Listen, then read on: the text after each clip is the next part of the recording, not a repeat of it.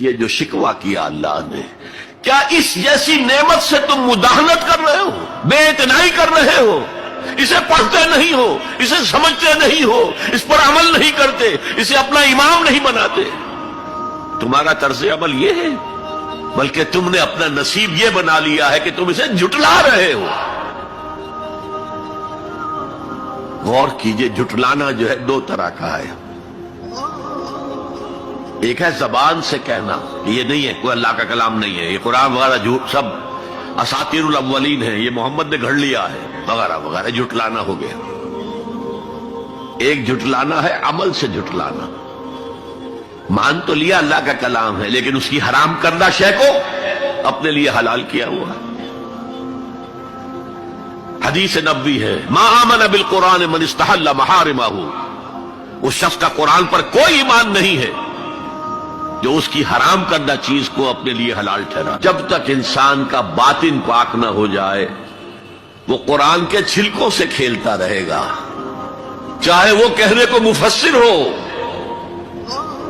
قرآن کے باطن تک کبھی نہیں پہنچے گا۔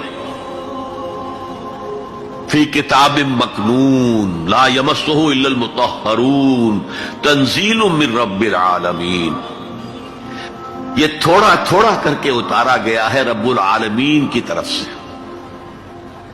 انزال کے معنی ہے دفعتاً اتار دینا۔ لیلۃ القدر میں آیا انا انزلناہ فی لیلۃ القدر۔ رمضان کے بارے میں شہر رمضان الذی انزل فیہ القرآن، باب افعال، لیکن حضور پر ایک دم نہیں اترا، تھوڑا تھوڑا تھوڑا تھوڑا 23 برس میں جا کر اس کی تکمیل ہوئی۔ قرآن کی روح تک کوئی نہیں پہنچ سکتا جب تک کہ تزکیہ نفس نہ ہو گیا۔ اگر حب مال، حب دنیا، حب جاہ، حب شہرت، اگر یہ تمام محبت میں دل سے نکل نہ جائیں تو قرآن کی روح تک آپ کی اپروچ نہیں ہوگی۔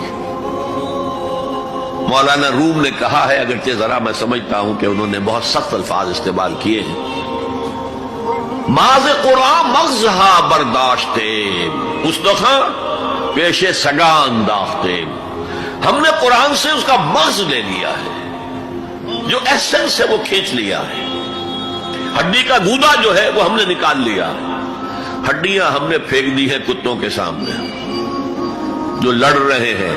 علم کلام کا مسئلہ ہے صفات حق حق سے جدا یا عین ذات، قرآن مخلوق ہے یا نہیں ہے، غیر مخلوق، اور بڑے بڑے ہو رہے ہیں اس کے اوپر، یہ کتے لڑ رہے ہیں ان ہڈیوں کے اوپر۔